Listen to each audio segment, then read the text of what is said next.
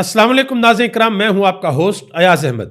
नाज़रीन इकराम, आज DGSPR ने इंतहाई अहम प्रेस कॉन्फ्रेंस की है और इस प्रेस कॉन्फ्रेंस के अंदर इमरान खान का जिक्र डायरेक्टली इनडायरेक्टली बार बार हुआ है। यह प्रेस कॉन्फ्रेंस इसलिए भी ज्यादा इंपॉर्टेंट थी कि एक दिन कबल इमरान खान ने डेला जेल के अंदर बैठकर यह कहा है कि मुझे ऑफर दी गई है, मुज़ाकरात भी चल रहे हैं और आज यह सवाल भी पूछा गया है कि एक मुज़ाकरात तो सामने चल रहे हैं और एक मुज़ाकरात पसे पर्दा चल रहे हैं, तो उस हवाले से DGSPR साहब क्या कहते हैं, यह सवाल आज पूछा गया है। 9 मई के ऊपर सवाल हुआ, 24 नवंबर के हवाले से सवाल हुआ, अफगानिस्तान के हवाले से सवाल हुआ, तो इन तमाम सवालों के जवाबात आज DGSPR ने दिए हैं और कुछ जवाबात ऐसे हैं कि उन जवाबात के भी जवाबात आ गए हैं, लोगों ने कुछ गवाहियां भी दे दी हैं, वो भी मैं आपके सामने रखने के लिए जा रहा हूं। ये जो टोटल प्रेस कॉन्फ्रेंस थी, इसका जवाब तो इमरान खान की तरफ से भी आएगा, यकीनन उनका बार बार जिक्र हुआ है। यह प्रेस कॉन्फ्रेंस 1 घंटा 8 मिनट के ऊपर कमोबेश मुश्तमिल थी। इसमें जो DGSPR ने ब्रीफ किया, उन्होंने 23 मिनट तक ब्रीफ किया। 23 मिनट ब्रीफ करने के बाद उन्होंने कहा कि जो चीजें मैंने आपको बताई हैं, इसके अंदर रहते हुए, यानी कि इसमें महदूद रहते हुए आप सवालात कर सकते हैं। इसका मतलब था कि इररेलेवेंट सवालात आपने नहीं करने। लेकिन सामने भी फिर भाई सहाफी बैठे होते हैं, वो एक चीज को दूसरी चीज के साथ जोड़ के सवाल पूछ ही लेते हैं। लेकिन कुछ सवालात ऐसे हैं कि जिनके बारे में लोग ये सोच रहे थे कि यार ये सवालात जरूर पूछे जाएंगे, वो सवालात सहाफियों ने आज नहीं पूछे। जो सवालात पूछे हैं वो मैं आपके सामने रखता हूं और DGSPR ने जो चीजें आज बताई हैं वो भी आपके सामने रखता हूं। ये बड़ा इंपॉर्टेंट व्लॉग है, इसको जरा मुकम्मल सुनिएगा। DGSPR ने कहा कि रवां साल 69,775 कामयाब ऑपरेशन किए गए हैं, ठीक है जी। और यह भी बताया कि इसके अंदर बहुत से दहशतगर्द हैं और बहुत से खारजी हैं जिनको वासिले जहन्नम किया गया। और यह भी बताया कि इन ऑपरेशंस के अंदर 383 पाकिस्तान फौज के जवान हैं जिन्होंने जामे शहादत नोश किया। इसके बाद उन्होंने इंडिया का जिक्र किया, कश्मीर का जिक्र किया, KPK और बलूचिस्तान के जो हालात हैं उनका जिक्र किया, पाकिस्तान आर्मी के अंडर बलूचिस्तान के अंदर जो प्रोजेक्ट्स चल रहे हैं इंफ्रास्ट्रक्चर के हवाले से और जो स्कूल वगैरह बढ़ रहे हैं तलीम के हवाले से, उनका जिक्र किया। और उसके बाद ये ऐलान किया गया, जब ये सारी चीज़ें बताई तो फिर ये कहा गया कि अपने सवालात को जो प्रेजेंटेशन दी गई है, जो चीज़ें बताई गई हैं उन तक आपने महदूद रखना है। तो जो सवाल होता है अफगानिस्तान के हवाले से, तो अफगानिस्तान के हवाले से बड़ी अहम गुफ्तगू हुई है और DGSPR ने कहा कि हमारी उनके साथ गुफ्तगू बातचीत जो है वो होती रहती है, डायरेक्टली भी होती है, इनडायरेक्टली भी होती है और हमसाया ममालिक के थ्रू भी हमारी बातचीत होती है। इसी गुफ्तगू के दौरान DGSPR ने कहा कि एक शख्सियत जो इस सलाहियत से आरी हो कि वो अपनी गलती से कुछ समझे, जो ये समझता हो कि उसे हर चीज़ का इल्म है, ऐसे रवैयों की कीमत पूरी कौम अपने खून से चुकाती है। और यह जवाब उन्होंने दिया इमरान खान के बयान से मुतल्लक, जो इमरान खान ने अफगानिस्तान के मुतल्लक बयान दिया था कि अफगानिस्तान का अमन पाकिस्तान का अमन है, हमें अफगानिस्तान के साथ बातचीत करनी चाहिए। और फिर साथ DGSPR ने यह भी कहा कि 2021 में किसकी मर्जी थी कि यह मसला बातचीत से हल किया जाए, हालांकि वो जो लोग बार बार पाकिस्तान के ऊपर हमला करते तो उनकी कमर तोड़ दी गई थी। तो इस पर सायरा बानो ने एक ट्वीट किया है। उन्होंने कहा कि वो मर्जी थी जनरल बाजवा की, हालांकि काफी मेंबरान ने मुखालफत की थी और हम गवाह हैं। उन्होंने कहा कि हम गवाह हैं, वो मर्जी जनरल बाजवा की थी और काफी लोगों ने मुखालफत भी की थी, लेकिन बात को नहीं माना गया। फिर सवाल पूछा गया 9 मई के हवाले से, क्योंकि 9 मई के जो कैदी हैं जो मिलिट्री जेलों के अंदर थे, जिनके मिलिट्री ट्रायल हुए मिलिट्री कोर्ट्स के अंदर, उनमें से ऑलमोस्ट सबको सजा दे दी गई है। किसी को 10 साल, किसी को 2 साल, किसी को 5 साल, उसमें इमरान खान के भांजे हसन न्याजी भी शामिल है और दूसरे सारे लोग भी शामिल हैं। उस हवाले से सवाल हुआ तो DGSPR ने कहा कि जो लोग आज मिलिट्री कोर्ट पर तनकीद कर रहे हैं, कल मिलिट्री कोर्ट के गुण गाया करते थे। इंतशारियों ने इल्जाम लगाया कि फौज ने एजेंसियों के जरिए 9 मई का फॉल्स फ्लैग ऑपरेशन करवाया, अब हमने सजाएं दी हैं तो कहते हैं कि मिलिट्री कोर्ट में सजाएं क्यों दी। 9 मई के मास्टर माइंड को कैफरे किरदार तक पहुंचाए बगैर एहतसाब का अमल नहीं रुकेगा। यह सवाल हुआ था कि क्या जितने भी लोग 9 मई में आपके पास हैं उनको जो सजाएं हुई हैं वो मुकम्मल हो गया। और फैज़ हमीद के हवाले से भी सवाल हुआ कि फैज़ हमीद के ऊपर जो चार्जशीट हुई और जो इन्वेस्टिगेशन चल रही थी उस मामले के ऊपर क्या कहेंगे। तो उस मामले के ऊपर DGSPR ने कहा कि वो मामला भी चल रहा है, कबल इस वक्त उसके ऊपर कुछ भी कहना जो है वो ठीक नहीं होगा, ये उन्होंने बात की। और 9 मई के हवाले से उन्होंने कहा कि जो मास्टरमाइंड है उनको कैफरे किरदार तक पहुंचाए बगैर एहतसाब का अमल नहीं रुका, और मास्टरमाइंड क्लियरली ये इमरान खान की तरफ इशारा है। अच्छा, मैं यहां पर एक चीज आपको बता दूं, ये प्रेस कॉन्फ्रेंस को जरा आप थोड़ा सा साइड पे रखें। असल चीजें तब सामने आएंगी, मैं पहले भी अर्ज कर चुका हूं, जब ये सारे के सारे केसेस सुप्रीम कोर्ट या हाई कोर्ट के अंदर आएंगे, क्योंकि अभी तक लोगों को ये नहीं पता। डीजीएसपीआर ने कहा है कि मिलिट्री कोर्ट के अंदर जितने भी ट्रायल चले हैं वो बड़े शफाफ तरीके से चले हैं, तमाम लोगों को तमाम तर सहूलियात थी, तमाम लोगों के वकील थे, और वहां पर सब कुछ पेश करने की, बात करने की खुली इजाजत थी, किसी किस्म का कोई मसला नहीं है। लेकिन अभी तक सामने कुछ नहीं है, सिर्फ यह पता लगा कि हाँ भाई सजा हो गई है। जब ये मामला हाईकोर्ट के अंदर आएंगे, सुप्रीम कोर्ट के अंदर आएंगे, वहां जब पता चलेगा कि हाँ भाई इन लोगों को 10-10 साल, 2 साल या 5 साल कैद बामुशक्कत जो सजा सुनाई गई है, इनके जुर्म क्या क्या थे, तब असल बात पता चलेगी। क्योंकि ये भी उन्होंने बताया, डीजीएसपीआर ने क्लियरली बताया कि ये जो सजाएं हमने दी हैं ये हमने सुप्रीम कोर्ट ऑफ पाकिस्तान के डायरेक्शन के ऊपर दी हैं। तो ये सजाएं जो है वो आप कह लें कि जो सेहरा जाता है वो हमारे ऑनरेबल जो आईनी बेंच के सरबराह हैं जस्टिस अमीनुद्दीन खान साहब, ये उनके ऊपर है कि उन्होंने कहा है कि सजाएं सुना दो, तो उनको सजाएं सुना दी गई हैं।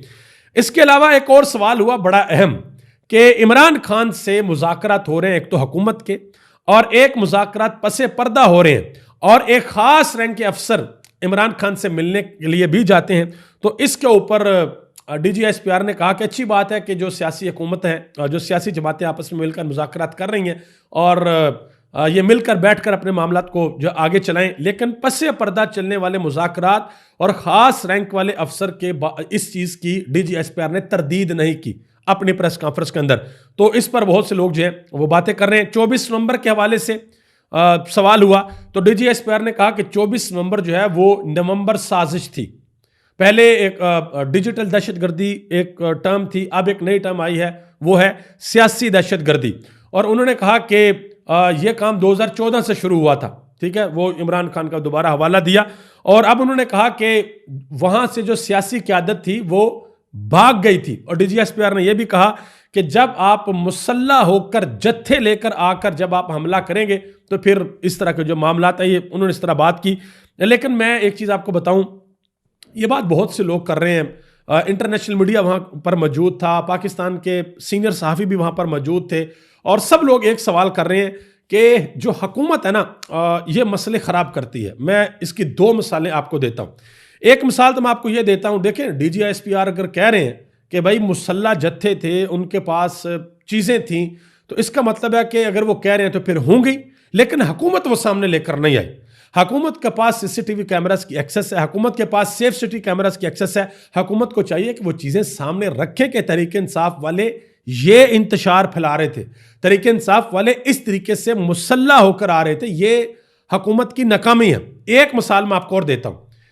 डीजीएसपीआर ने कहा ना कि जो 9 मई का मास्टरमाइंड है उसे कैफरे किरदार तक पहुंचाने तक जब नहीं पहुंच जाता, जब तक ये अमल नहीं रुकेगा, और वो इशारा इमरान खान की तरफ है।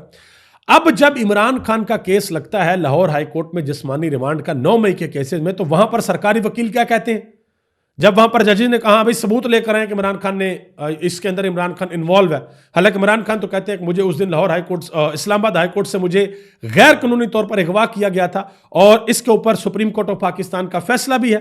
तो इसके ऊपर जो सरकारी वकील है वो लाहौर हाई कोर्ट के अंदर कहते हैं जी इमरान खान ने बयानिया बनाया था, किसी किस्म का सबूत नहीं है। चले एक और मिसाल देता हूं, बुशरा बीबी की यह मिसाल है।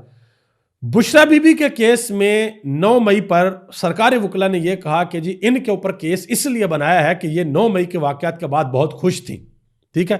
तो ये सरकारी वकीला है ना, जो हुकूमत के लोग हैं, ये केसेस को बड़ा ख़राब करते हैं। इनको ज़रा थोड़ा सा मैच्योर होना चाहिए।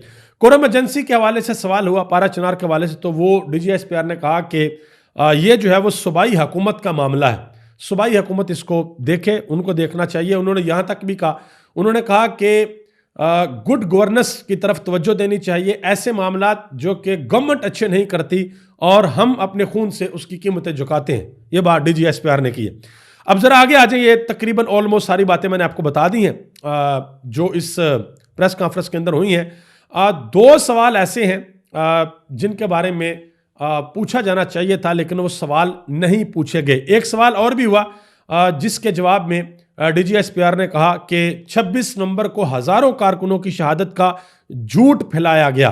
तो इस पर एक खातून सहाफ़ी हैं महविश खान, उन्होंने सवाल पूछा कि तहरीक इंसाफ ने हजारों शहादतों का कब कहा था।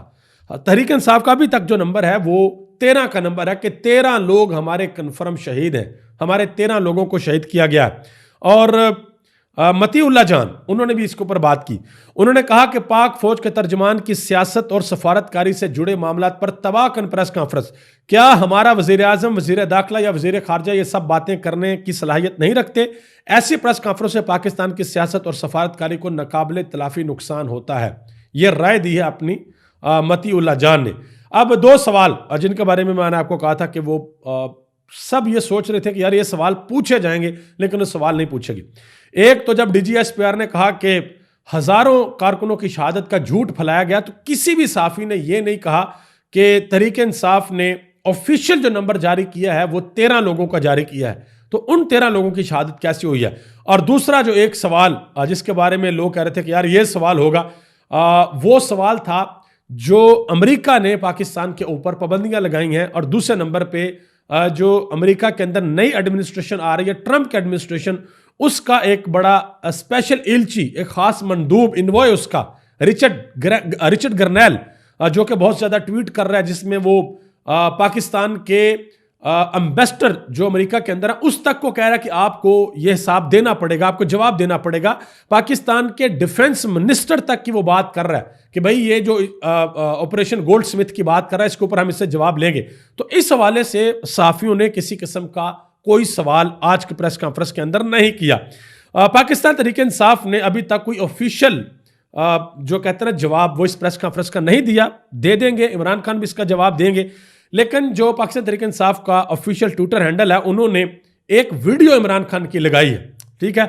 और ये वीडियो वो है जिसमें इमरान खान बड़े गुस्से के अंदर है, और इमरान खान ये कह रहे हैं कि ISPR साहब आपने फरमान जारी कर दिया कि इमरान खान झूठ बोल रहा है। ये तब की वीडियो है जब इमरान खान के ऊपर जानी हमला हुआ था वजीराबाद के अंदर, और इमरान खान एक FIR कटवाना चाहते थे जिसमें सीनियर ऑफिसर्स के नाम थे, और वो FIR इमरान खान नहीं कटवा सके थे, हालांकि पंजाब के अंदर उनकी हुकूमत में थी। तो बड़े गुस्से के अंदर इमरान खान ने वो बयान दिया था। वो एक अशरतन पाकिस्तान तहरीक इंसाफ ने वो वीडियो इमरान खान के लगा दी। हबीब अकरम ने एक ट्वीट किया है, बड़ा मानी खेज ट्वीट है। उन्होंने कहा कि मौजूदा होने वाले मुज़ाकरात का मरकज इस्लामाबाद नहीं है, यानी कि इन मुज़ाकरात का तल्लक इस्लामाबाद से नहीं है, ये मुज़ाकरात कहीं और इसकी चीजें सेट होंगी। रीमा उमर, उन्होंने एक बड़ी अहम बात की है, सीनियर तर्जयकार है, कहती हैं कि फौजी अदालतों से सजाओं को इंसाफ नहीं कहा जा सकता। ये कार्रवाइयां हमें 9 और 10 मई को होने वाले वाक़यात की हकीकत नहीं बताती। ये सजाएं एहतसाब के नाम पर इंतकाम का तासर देती। मैंने पहले भी आपसे अर्ज किया कि बहुत सी चीज़ें उस वक्त खुलेंगी जिस वक्त ये मामलात हाई कोर्ट और सुप्रीम कोर्ट के अंदर जाएंगे। वहां पर पता लगेगा कि कौन कौन से चार्जेस हैं, इनसे क्या कुछ बरामद हुआ, अगर इन्होंने कोई इतराफ़ किया तो वो कौन सा इतराफ़ किया है, किस हालत में इतराफ़ किया। तो ये चीज़ें अब आने वाले दिनों में पता चलेंगी। लेकिन एक चीज़ मैं आपको बता दूं, आज की प्रेस कॉन्फ्रेंस के बाद एक चीज़ आप कह सकते हैं कि भाई मैच ऐसे कह लें या ऐसे कह लें, फंसा हुआ है। दोनों साइड्स जो हैं वो रत्ती बराबर भी पीछे हटने को तैयार नहीं, ना ही हुकूमत और एस्टेब्लिशमेंट और ना ही इमरान खान। देखते हैं कि आने वाले दिनों में क्या होता है। और हाँ, एक चीज़ तो मैं आपको बताना भूल ही गया, वो चीज़ ये कि DGISPR ने सोशल मीडिया का जिक्र भी बार बार किया और यहां तक कहा कि बाहर से जो सोशल मीडिया ऑपरेट होता है वो उसका जो कंट्रोल है वो पाकिस्तान की किसी सियासी लीडरशिप के पास नहीं है। अब यहां पर इसी से जुड़ी हुई बात मैं आपको बताता हूं। आपको याद है कि पाकिस्तान के मीडिया के ऊपर ये बार बार डिमांड की गई मुख्तलिफ लोगों की जानिब से कि इमरान खान का जो ट्विटर अकाउंट है वो पाकिस्तान वापस आना चाहिए। तो इस पर इमरान खान ने कहा था कि मेरा ट्विटर अकाउंट मेरी इजाज़त से ऑपरेट होता है, बाहर से ही ऑपरेट होगा। जो भी लगता है मेरी इजाज़त से लगता है वो मैं पाकिस्तान से ऑपरेट इसलिए नहीं करवाता कि अगर यहां से कोई मेरे ट्विटर अकाउंट को ऑपरेट करेगा तो उसको अगवा कर लिया जाएगा। यह बात इमरान खान ने की है। दूसरी तरफ पाकिस्तान तहरीक इंसाफ जो है वो इस वक्त जो इमरान खान ने कॉल दी हुई है कि जितने भी ओवरसीज पाकिस्तानी हैं वो तरसीलात ज़र पाकिस्तान में भेजना महदूद कर दें, जितनी ज़रूरत है सिर्फ उतना भेजें। उसके ऊपर पाकिस्तान तहरीक इंसाफ वर्किंग कर रही है। आने वाले दिन बहुत इंपॉर्टेंट हैं। इमरान खान का इसके ऊपर इस प्रेस कॉन्फ्रेंस पे क्या जवाब आता है, तहरीक इंसाफ क्या कहती है, या एक्सटर्नली जो मिलिट्री कोर्ट से मजीद सजाएं हुई हैं उस पर अमेरिका का, यूरोपीय यूनियन का या किसी और का क्या रिप्लाई आता है, जो भी होगा इंशाल्लाह आप तक पहुंचाऊंगा। अभी तक के लिए इतना ही। मुझे अपनी दुआ में याद रखिएगा और इस दुआ के साथ मुझे इजाज़त दें कि अल्लाह ताला वतन अजीज़ पर अपना ख़ास फजल और करम फरमाए। वतन अजीज़ के करोड़ों लोगों पर जो पाकिस्तान और पूरी दुनिया के अंदर बसते हैं उन पर अपना ख़ास फजल और करम फरमाए। और वो लोग जो पाकिस्तान के ख़िलाफ़ साजिशें करते हैं, जो पाकिस्तान को नुकसान पहुँचाना चाहते हैं, अल्लाह ताला उनको हदायत दे। अगर उनकी किस्मत के अंदर हदायत नहीं लिखी तो अल्लाह उनको इबरत का निशान बनाए। आप सबका बहुत बहुत शुक्रिया। पाकिस्तान जिंदाबाद। पाकिस्तान के करोड़ों अवाम पाइंदाबाद।